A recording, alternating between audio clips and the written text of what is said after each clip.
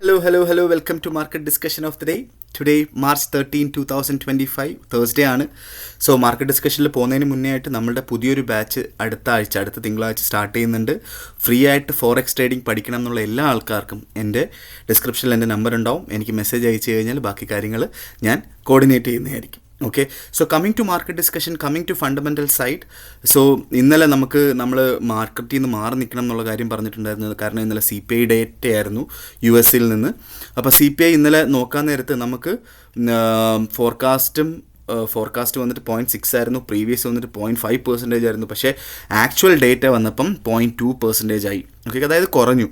അതായത് US ഡോളറിൻ്റെ value കുറയുകയും ബാക്കി അതിൻ്റെ കറസ്പോണ്ടിങ് ആയിട്ടുള്ള കറൻസീസിൻ്റെ ആണെങ്കിലും ഗോൾഡിൻ്റെ ആണെങ്കിലും ഒക്കെ റേറ്റ് മുകളിലോട്ട് പോവുകയാണ് എക്കണോമിക്സ് പ്രകാരം പ്രവർത്തിക്കേണ്ടത്. പക്ഷേ നമുക്കിന്നലെ CPI ഡേറ്റ വന്ന സമയത്ത് ഗോൾഡിൻ്റെ കാര്യം മാത്രം എടുത്തു കഴിഞ്ഞാൽ അതായിരിക്കും കുറച്ചുകൂടെ നല്ലത് കാണിക്കാനായിട്ട്. ഓക്കെ, സോ ഇന്നലെ ഏകദേശം ഈ ഒരു ക്യാൻഡിലിൻ്റെ ടൈമിലായിരുന്നു നമുക്ക് CPI ഡേറ്റ വന്നത്. ഓക്കെ, സോ ഈ ഒരു ക്യാൻഡിൽ വന്ന സമയത്ത് എന്താ പറയുക, ജസ്റ്റ് താഴോട്ട് പോകുന്നത് നമുക്ക് കാണാം. താഴെ പോയി ഓൾമോസ്റ്റ് ഒരു 2908 താഴെയൊക്കെ 2905-6 വരെയൊക്കെ പോയിട്ടുണ്ട്. അതിനുശേഷം മാർക്കറ്റ് മുകളിലോട്ട് പോകുന്നൊരു കാഴ്ച നമ്മൾ കണ്ടു. അതിനുശേഷം മാർക്കറ്റ് 2930 മുകളിലായിട്ട് സസ്റ്റെയിൻ ചെയ്തു എന്നുള്ളതാണ്. ഓക്കെ, സോ അതായത് റേഞ്ച് മാറി 2900 തൊട്ട് 2930 വരെയുള്ള റേഞ്ച്, അല്ലെങ്കിൽ 2880 തൊട്ട് 2930 വരെയുള്ള റേഞ്ച് മാറി 2930 മുകളിലായിട്ട് മാർക്കറ്റ് കയറി എന്നുള്ളൊരു കാര്യം നമുക്ക് അനുമാനിക്കാം. കാരണം എന്താ വെച്ചാൽ മാർക്കറ്റ് ഇന്നലെ അവസാനിച്ചത് 2930 മുകളിലാണ്. അതുമാത്രമല്ല, ഇന്ന് ഏഷ്യ ഓപ്പണായി. ഇന്ത്യൻ ടൈമിംഗ് 7:30 മണിക്കും യൂറോപ്പ് ഓപ്പണായ സമയത്തും ഏഷ്യ ക്ലോസ് ആയ സമയത്തും ഒക്കെ, ഏഷ്യ ക്ലോസിംഗ് ക്യാൻഡിലാണിത്. ഒക്കെ ഏകദേശം 2930 മുകളിലാണ് മാർക്കറ്റ്. അതുകൊണ്ടിട്ട് തന്നെ നമുക്ക് 2930 മുകളിലായിട്ട് മാർക്കറ്റ് ആ റേഞ്ച് വിട്ട് എന്ന് നമുക്ക് അനുമാനിക്കാം. ഓക്കെ, സോ അതുകൊണ്ടിട്ട് തന്നെ 2930 മുകളിലായിട്ട് നമുക്ക് ബൈ ചെയ്തുകൊണ്ട് സ്റ്റാർട്ട് ചെയ്യാം എന്നുള്ളൊരു കാര്യമാണ് ഗോൾഡിൽ പറയാനായിട്ടുള്ളത്. സോ നമുക്ക് ഗോൾഡിലോട്ട് വരുന്നതിന് മുന്നേ ആയിട്ട് ഇന്നത്തെ ഫണ്ടമെൻ്റൽ കലണ്ടർ ബേസ് ചെയ്തിട്ടുള്ള ഫണ്ടമെൻ്റൽ സൈഡ് കൊണ്ട് നമുക്ക് ജസ്റ്റ് ഒന്ന് നോക്കി പോവാം.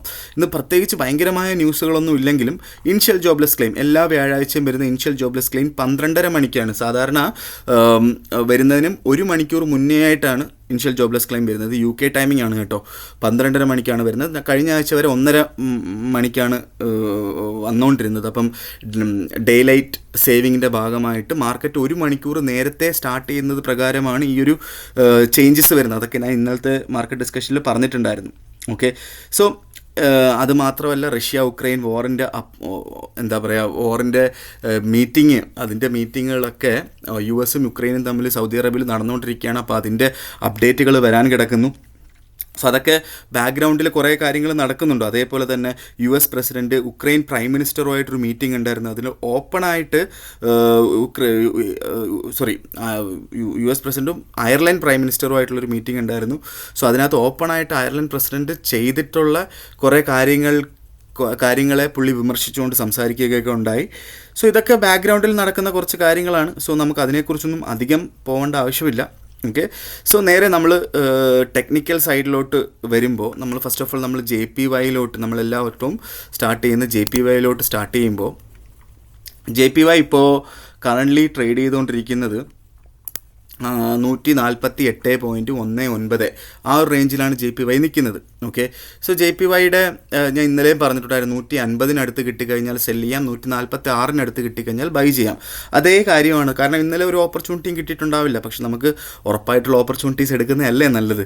അപ്പോൾ 146 വീണ്ടും കിട്ടുകയാണ്. 146 ബ്രേക്ക് ചെയ്ത് താഴോട്ട് പോയില്ല എങ്കിൽ നമുക്ക് 146 അവിടെ നിന്ന് ബൈ ചെയ്തുകൊണ്ട് സ്റ്റാർട്ട് ചെയ്യാം. 150 അവിടെ വെച്ച് നമുക്ക് 150 ബ്രേക്ക് ചെയ്യാതെ മുകളിലോട്ട് പോയില്ല എങ്കിൽ നമുക്ക് 150 അവിടെ സെല്ല് ചെയ്യുകയും ചെയ്യാം. ഇത് നോക്കേണ്ടത് എങ്ങനെയാണെന്ന് വെച്ചാൽ, എങ്ങനെ ബ്രേക്ക് ആയില്ല, എങ്ങനെ 146 താഴെയായിട്ട് ബ്രേക്ക് ആയില്ല എന്ന് എങ്ങനെയാണ് നോക്കേണ്ടത് എങ്കിൽ ഞാൻ എപ്പോഴും എൻ്റെ വീഡിയോയിൽ പറയാറുള്ള കാര്യമാണ്, നമ്മൾ മാർക്കറ്റ് ടൈമിംഗ് വെച്ചിട്ടാണ് നമ്മൾ നോക്കേണ്ടത്. കാരണം ഇപ്പോൾ മാർക്കറ്റ് ഒരു റേഞ്ച് ബേസ്ഡ് മാർക്കറ്റാണ്. മാർക്കറ്റ് ഇന്ന റേഞ്ച് തൊട്ട് ഇന്ന റേഞ്ച് വരെയാണ് മാർക്കറ്റ് സഞ്ചരിച്ചുകൊണ്ടിരിക്കുന്നത്. സാധാരണ അന്ന് US ഇലക്ഷന് തൊട്ട് മുന്നേ ആയിട്ടുള്ളൊരു 3 മാസം നമുക്ക് ഈ ഒരു ഓപ്പർച്യൂണിറ്റി കിട്ടിയതാണ്. അപ്പോൾ ഇനിയും ഈ ഒരു കഴിഞ്ഞൊരു 3 മാസവും ഇതേ ഓപ്പർച്യൂണിറ്റിയാണ് നമുക്ക് കിട്ടിക്കൊണ്ടിരിക്കുന്നത്. ഓക്കെ. സോ അടുത്ത മാർച്ച് കഴിയുമ്പോൾ അടുത്തൊരു ക്വാർട്ടർ സ്റ്റാർട്ട് ചെയ്യും. അപ്പോൾ എങ്ങനെയാവും എന്ന് എനിക്കറിയില്ല. സോ ഈ ഒരു ഓപ്പർച്യൂണിറ്റി എടുത്തു പോവുക, മാർക്കറ്റിൽ നിന്ന് ഒരു ചെറിയ പ്രോഫിറ്റ് കിട്ടുന്ന സമയത്ത് പ്രോഫിറ്റ് എടുത്ത് മാറിപ്പോവുക എന്നുള്ളതാണ് നമ്മൾ ഏറ്റവും ഇമ്പോർട്ടൻ്റ് ആയിട്ട് ചെയ്യേണ്ടത്. ഓക്കെ.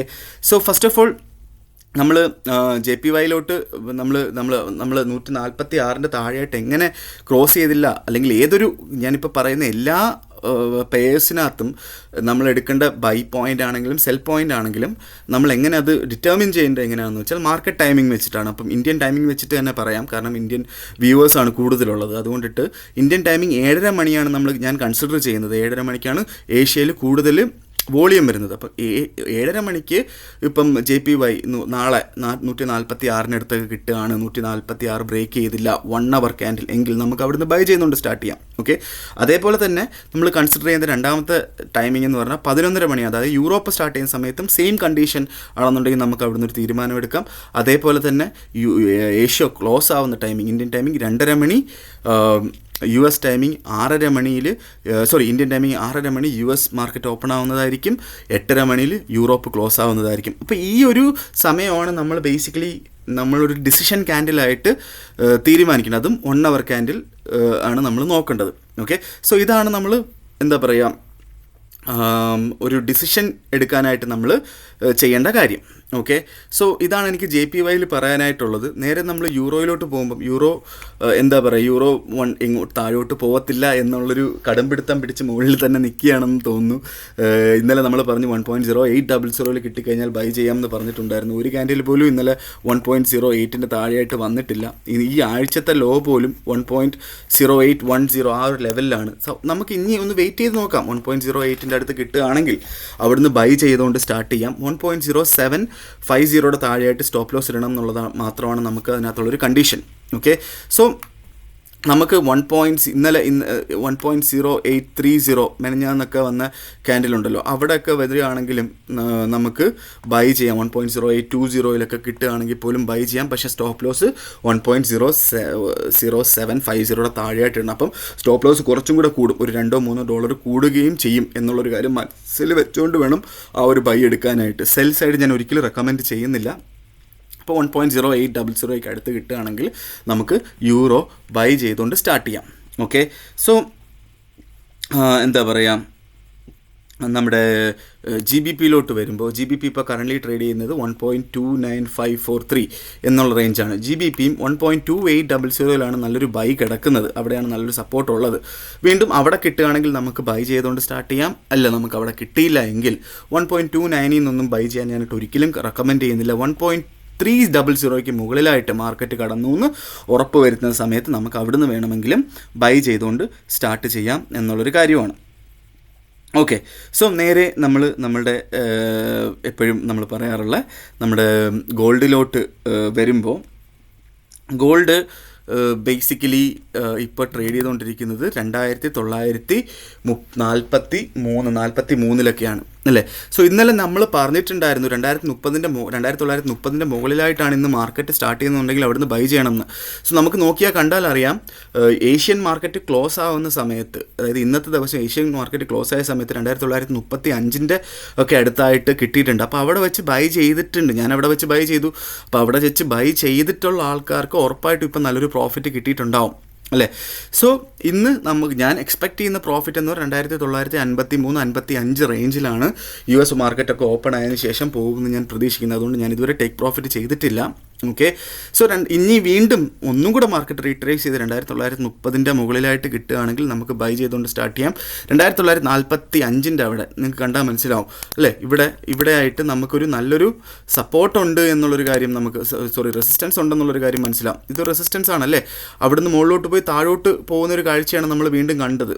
അപ്പം ഇവിടെ പ്രോപ്പറായിട്ട് റെസിസ്റ്റൻസ് ഉണ്ട് എന്നുള്ളൊരു കാര്യം നമ്മൾ മനസ്സിലാക്കി 2945 മുകളിലായിട്ട് പുതിയൊരു മാർക്കറ്റ് ഓപ്പൺ ആവുകയാണെങ്കിൽ അവിടുന്ന് വേണമെങ്കിലും ബൈ ചെയ്തുകൊണ്ട് സ്റ്റാർട്ട് ചെയ്യും. അവിടുന്ന് ബൈ ചെയ്യുന്ന ആൾക്കാർ അധികം പ്രോഫിറ്റ് എക്സ്പെക്റ്റ് ചെയ്യരുത്. 2955 മാർക്കറ്റിൽ നിന്ന് പ്രോഫിറ്റ് എടുത്ത് മാറണം. കാരണം 2960 ഉറപ്പായിട്ട് റെസിസ്റ്റ് ചെയ്യും, അല്ലെങ്കിൽ 56-57 റെസിസ്റ്റ് ചെയ്യും. കാരണം അത് ഓൾ ടൈം ഹൈ ആയിരുന്നു ഗോൾഡിൻ്റെ. ഓക്കെ. അതുകൊണ്ടിട്ട് ഉറപ്പായിട്ട് റെസിസ്റ്റ് ചെയ്യും എന്നുള്ളൊരു കാര്യം മനസ്സിൽ വെച്ചുകൊണ്ട് മാത്രമേ ഗോൾഡിൽ നമ്മൾ ആ ഒരു പ്രോഫിറ്റ് എടുത്ത് മാറണം എന്നുള്ളൊരു കാര്യമാണ് എനിക്ക് ഓർമ്മിപ്പിക്കാനായിട്ടുള്ളത്. ഓക്കെ, 2930 അടുത്ത് വെച്ച് നമ്മൾ ബൈ ചെയ്യുന്ന ആൾക്കാർ 2921 താഴെയായിട്ട് സ്റ്റോപ്പ് ലോസ് വെക്കണം എന്നുള്ളൊരു കാര്യം മറക്കാതിരിക്കുക. പ്രോഫിറ്റ് 2953-55 റേഞ്ചിൽ എടുത്ത് മാറണം എന്നുള്ള കാര്യമാണ്. ഓക്കെ, അങ്ങനെ മാർക്കറ്റ് 2960 മുകളിലോട്ട് പോയി എന്ന് വിചാരിച്ചോ. 2960 to 80 എന്ന് പറയുന്ന ഒരു ഇതുവരെ ഡിഫൈൻ ചെയ്യാത്തൊരു സോണാണ്. കാരണം മാർക്കറ്റ് ഇതുവരെ അങ്ങോട്ട് പോയിട്ടില്ല. അങ്ങനെ 2980 ബ്രേക്ക് ചെയ്ത് മുകളിലോട്ട് പോയാൽ, അല്ലെങ്കിൽ 3000 എന്ന് പറയുന്ന ഒരു ബെഞ്ച് മാർക്ക് ഗോൾഡ് ഹിറ്റ് ചെയ്ത് മുകളിലോട്ട് പോയാൽ അവിടുന്ന് ഒരുപാട് ബയേഴ്സ് പ്രസൻ്റ് ആണ്. അതുകൊണ്ടിട്ട് തന്നെ അവിടുന്ന് മാർക്കറ്റ് മുകളിലോട്ട് 3200 വരെ പോകാനുള്ള പോസിബിലിറ്റിയും മാർക്കറ്റിൽ നമുക്ക് കാണാം എന്നുള്ളൊരു കാര്യം തള്ളിക്കളഞ്ഞുകൂടാ. ഓക്കെ, സോ അതേപോലെ തന്നെ മാർക്കറ്റ് താഴോട്ട് പോവുകയാണെങ്കിൽ 2830 ആയിരിക്കും മാർക്കറ്റ് താഴോട്ട് പോയി റെസിസ്റ്റ് ചെയ്യുന്നത് എന്നുള്ളൊരു സപ്പോർട്ട് ചെയ്യുന്നത് എന്നുള്ളൊരു കാര്യം കൂടെ നമ്മൾ മനസ്സിൽ വെക്കുക. ഓക്കെ, സോ ഇത് ഓൾ ടൈം ഹൈ ആയതുകൊണ്ടിട്ട് തന്നെ, ഈ ഒരു പോയിൻ്റൊക്കെ ഓൾ ടൈം ഹൈ ആയതുകൊണ്ടിട്ട് തന്നെ മാർക്കറ്റ് ഭയങ്കര പെട്ടെന്നൊന്നും മുകളിലോട്ട് പോകില്ല. മാർക്കറ്റ് വളരെ സ്ലോ ആയിട്ടായിരിക്കും മാർക്കറ്റ് മുകളിലോട്ട് പോകുന്നതെന്നും കൂടെ ഉള്ളൊരു കാര്യം നമ്മൾ മനസ്സിൽ വെച്ചുകൊണ്ട് മാത്രം ട്രേഡിങ്ങിലോട്ട് ഇറങ്ങുക എന്ന് വീണ്ടും ഞാൻ ഓർമ്മിപ്പിച്ചുകൊണ്ട് ഇന്നത്തെ മാർക്കറ്റ് ഡിസ്കഷൻ ഞാൻ കൺക്ലൂഡ് ചെയ്യാണ്. ഓക്കെ, സോ നമുക്ക് എന്താ പറയുക, ഉറപ്പായിട്ടും മാർക്കറ്റ് ഡിസ്കഷനായിട്ട് നമുക്ക് നാളെ കാണുന്നത് വരെ ഗുഡ് ബൈ.